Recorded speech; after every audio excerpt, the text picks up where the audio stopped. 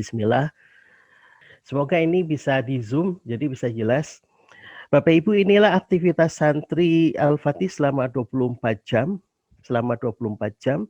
Di situ ada warna-warna yang dominan. Warna hijau itu berkaitan dengan pendidikan kepesantrenan. Ya. Kalau warna biru itu berkaitan dengan pendidikan kognitif, SMP Al-Fatih, kurikulum kita pakai kurikulum yang ada. Yang biru itu berarti belajar SMP-nya, kemudian yang hijau itu berarti keasramaan, ya, keasramaan.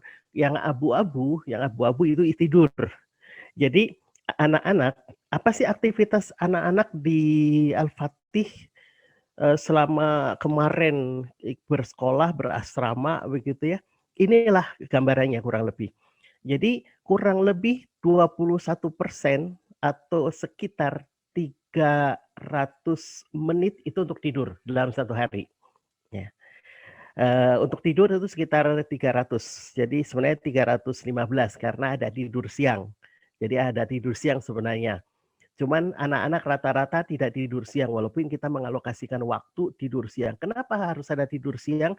Karena schedule yang ada itu jam 3 mestinya anak-anak bangun. Kan jam 3 bangun, kalau tidak tidur siang itu akan energi akan berkurang dan Rasulullah juga tidur siang 10 menit kurang lebih ya. Dan di perusahaan-perusahaan Jepang di Jakarta itu istirahat siang 10 menit tidur, semua lampu dimatikan, yang mencontoh orang Jepang. Nah, di Al-Fatih tidur siang ini belum efektif. Jadi total tidur itu mestinya 315 menitan gitu ya. Tetapi kurang lebih ya hanya tidur malam yang efektif ya. Nah, kemudian untuk pembelajaran agamanya, pembelajaran diniahnya, kepesantrenannya itu mestinya dimulai dengan Qiyamul Lail. Kenapa ada kata mestinya?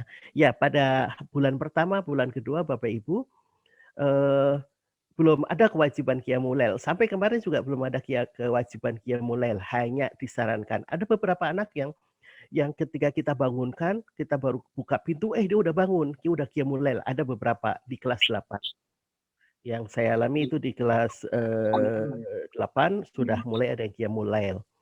Kemudian apakah cukup tidur 300 menit itu? Cukup, itu 5 jam. 5 jam tidur, anak-anak tidur 5 jam itu cukup. Yang penting jam 10 harus sudah tidur. Ya, ini sesuai dengan teori jam biologis otak. Jadi ada buku tebal lumayan, mungkin sekitar 2 jari bukunya, tebelnya. Itu membahas tentang teori tentang jam biologis otak. Nah, jam biologis otak mengharuskan jam 10 malam itu anak sudah tidur. Jadi kalau jam 10 tidur, berarti 10, 11, 12, 13, 14, 15, jam 3 bangun mestinya begitu, cukup 5 jam. Kemudian disambung dengan Qiyamul Lail. Nah, Qiyamul Lail ini masih tanda bintang, masih ada bintangnya karena belum kami wajibkan. Ada banyak pertimbangan tentunya waktu itu. Kemudian untuk pelajaran tahfidz itu ada sebelah kanan bawah ya, itu ada pelajaran tahfidz yang berwarna hijau muda paling besar, itu 230 menit atau 16% dari waktu 24 jam untuk menghafal Quran. 230 menit atau 16% dari 24 jam digunakan untuk belajar tahfidz. Setiap anak akan didampingi oleh ustadz-ustadz yang sudah hafiz Quran, bahkan istrinya Ustadz Hambali juga turut membantu sehingga lebih efisien, semoga lebih efektif pembelajarannya semoga. Kemudian selain Qiyamul Lail untuk pesantrenan ada tahfidz 230 menit, ada tilawah. Jadi di semester sekarang Bapak Ibu Ayah Bunda, setiap habis sholat, setiap habis sholat, setiap ba'da sholat, setelah sholat, zikir, kemudian harus tilawah. Jadi kecuali subuh, karena subuh ada al-masrot, tapi kan di situ juga ada tilawah juga kadang-kadang. Jadi tilawah itu setiap hari minimal 15 menit lah. Kalau saya catat itu 15 menit. Halamannya berapa yang dibaca kalau nggak salah 1 lembar. Nanti Ustadz Hambali bisa menyampaikan ini. Jadi ada waktu 75 menit untuk tilawah bareng-bareng. Kenapa harus ada tilawah? Karena berdasarkan pengalaman yang sudah-sudah, kalau ingin menghafal Quran, tilawahnya kurang, susah. Jadi tilawah harus diperbanyak, biar dia lancar dulu. Biar dia membaca, bagaimana mungkin dia bisa menghafal Quran kalau bacaannya belum lancar. Oleh karena itu, kita tekankan habis sholat itu tilawah, habis sholat tilawah. Dan alhamdulillah terakhir tilawah itu dipimpin oleh santri sendiri. Jadi mereka ada satu orang yang maju ke depan, kemudian tilawah begitu. Tilawah bareng-bareng semuanya. Kemudian ada Al-Ma'surat. Al-Ma'surat kita baca setiap habis subuh, setelah salat subuh biasa ya setelah salat subuh, habis salat subuh kemudian baca Al-Ma'surat itu kurang lebih 15 menit, kita perpendek ya, kita perpendek Al-Ma'suratnya. Jadi nggak sampai 30 menit, hanya 15 menit.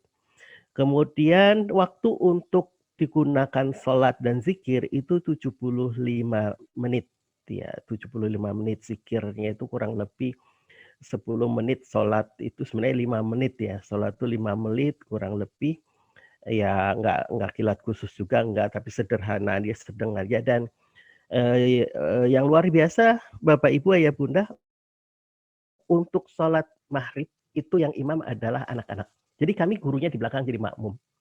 Gurunya di belakang jadi makmum dan kita beri kesempatan kepada anak-anak untuk menjadi imam. Loh, kan mereka masih kecil. Iya, tapi sudah balik loh mereka. Ya tentu yang sudah balik gitu.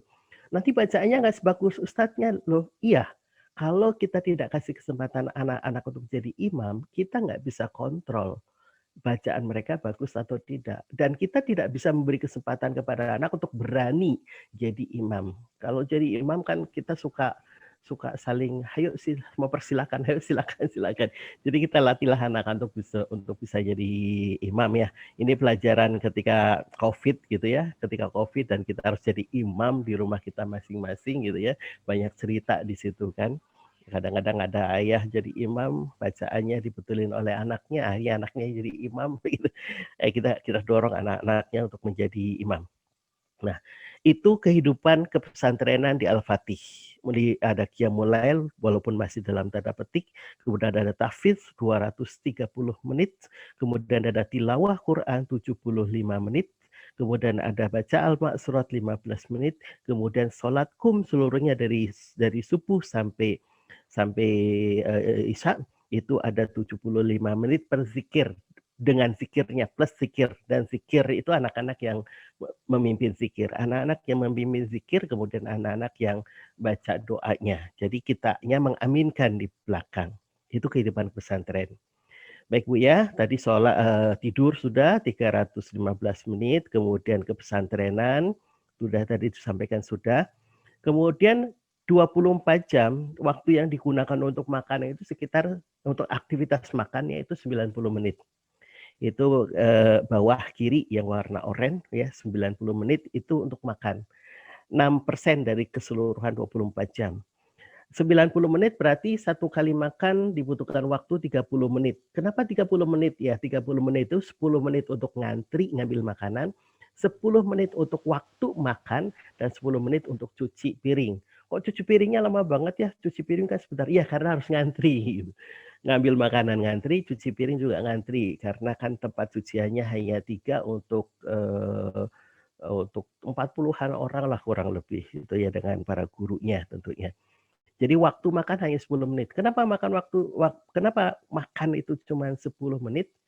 Iya, Ayah Bunda, kalau makan tidak dibatasi waktu, habis waktu kita untuk di tempat makan. Ya. Dan yang luar biasa, anak-anak ini untuk bergerak dari satu event, satu acara, satu agenda kegiatan, ke agenda kegiatan berikutnya itu butuh pengkondisian kurang lebih 5 menit. Jadi misalnya habis makan, untuk cuci piring, habis cuci piring kadang-kadang harus masuk ke kelas, dia masuk dulu ke kamar gitu. Masuk kamar kadang-kadang cuman ngobrol aja gitu. Dan masuk kelas itu butuh pengkondisian waktu 5 menit misalnya seperti itu. Demikian juga untuk sholat ya. Misalnya habis belajar, kemudian habis belajar, kemudian istirahat siang, untuk wudhu gitu, wudhu kan di kamar masing-masing, kadang-kadang di tempat wudhu yang ada, itu juga butuh pengkondisian. Jadi kurang lebih seperti itulah. Kemudian setelah makan itu ada apel pagi. Apel pagi itu kurang lebih 15 menit. Kenapa apel pagi? Yaitu tadi, pengkondisian. Sebenarnya apel pagi itu adalah jeda waktu antara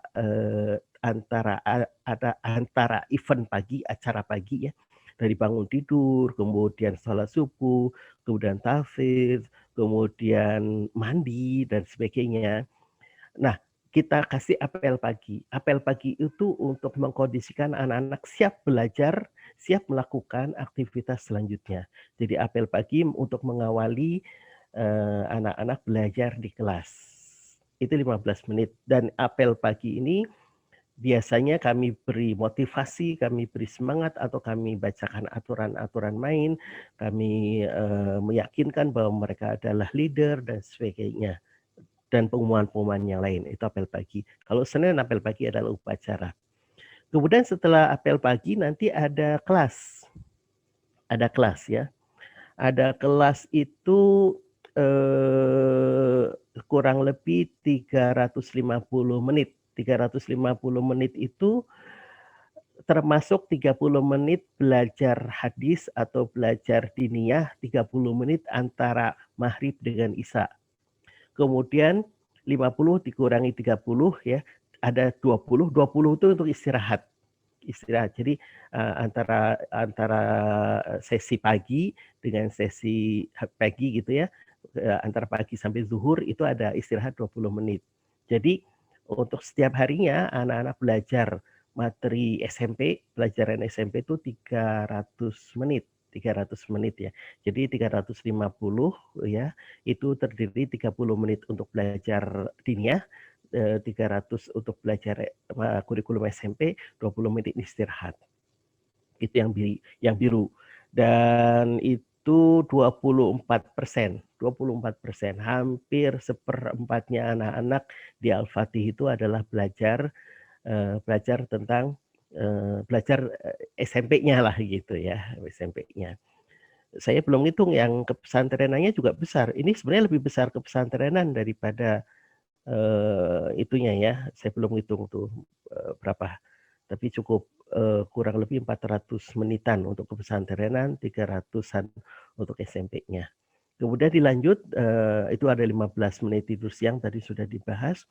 Kemudian anak-anak diberi kesempatan untuk ngurus dirinya sendiri, itu ada waktu 120 menit untuk bebenah diri. Itu kiri atas yang warna kuning, 120 menit untuk bebenah diri. 120 menit itu terdiri dari 60 menit pagi hari dan 60 menit sore hari. Sore hari itu ada waktu untuk bebenah diri, terserah. Di situ ada mandi, ada ngurusin baju, ada bersihin tempat tidur, merapikan tempat tidur, merapikan kamar dan sebagainya. Jadi pagi itu ada waktu 60 menit, sore ada waktu 60 menit. Nah, kemudian naik lagi ke yang warna oranye, di situ ada 50 menit coaching, garis miring olahraga. Nah, selain ada waktu 60 menit di sore hari untuk bebenah diri, anak-anak masih punya 50 menit untuk olahraga. Sebenarnya itu ada coaching, tapi coaching belum berjalan efektif, hanya beberapa kali di kelas 7, kelas 8, kelas 9 itu lebih memilih olahraga, kadang-kadang rada susah mengharapkan anak untuk coaching. Jadi akhirnya coachingnya lebih kepada personal coaching daripada grup coaching. 50 menit dipakai untuk apa? Dipakai untuk olahraga. Dan olahraganya yang favorit di Al-Fatih karena ada lapangannya adalah bola basket. Dan anak-anak bawa bola basket sendiri. Jadi itu olahraga mandiri walaupun ada mata pelajaran olahraga sendiri tentunya. Kemudian itu 4%. Kemudian di malam hari itu ada waktu 30 menit plus 30. Nah, 30 menit plus 30 apa sih? Jam 9 malam, ya. Jadi dari Isya sampai jam 8, dari Isya sampai jam 9 itu tahfidz. Jadi dari Isya sampai jam 9 itu ada waktu kurang lebih 100 sampai 110 menit anak belajar tahfidz. Tahfidz itu selesai sampai jam 21, walaupun terakhir-terakhir ada beberapa anak yang minta tambahan waktu untuk belajar tajwid, kadang-kadang sampai 9:30. Tetapi secara formal, anak-anak sudah selesai aktivitas kesehariannya ditutup di jam 21. Jam 21, jam 9 malam, itu, sampai jam 10, setengah 10 malam, mereka tuh istirahat rileks, mendinginkan badan, eee, bedah-benah kamar sebelum tidur. Setengah 10 itu adalah waktunya untuk membuang sampah dari kamar ke tempat sampah. Setengah 10 itu adalah saatnya untuk sikat gigi, dan setengah 10 itu sudah tidak boleh makan apapun. Biar otak yang bekerja di jam 10 sampai jam 12 malam, anak tidur, energinya dipakai oleh otak. Apa yang terjadi di otak antara jam 10 sampai jam 12 kalau anak tidur jam 10, yaitu antara jam 11-an sampai jam 12, otak itu akan memindahkan data yang segala informasi seharian. Informasi yang anak-anak terima seharian itu akan ditransfer dari short term memory ke long term memory, atau dari ingatan pendek ke ingatan panjang. Jadi ketika anak di kelas, guru mengajar, ustadz mengajar, dia dengar, tapi hanya masuk ke bagian otak pendek atau short term memory. Nah, dipindahkan ke long term memory itu ketika malam. Ketika apa? Ketika anak tidur. Nah, kalau misalnya anak tidur kekenyangan, energinya jadi terbagi-bagi kan begitu. Biar energinya itu dipakai untuk memindahkan data-data yang ada di ingatan pendek ke ingatan panjang, atau dari conscious ke subconscious, masuk ke memori, karena memori itu ada ini di subconscious begitu. Nah, itu aktivitas santri selama 24 jam di Al-Fatih, Bapak Ibu.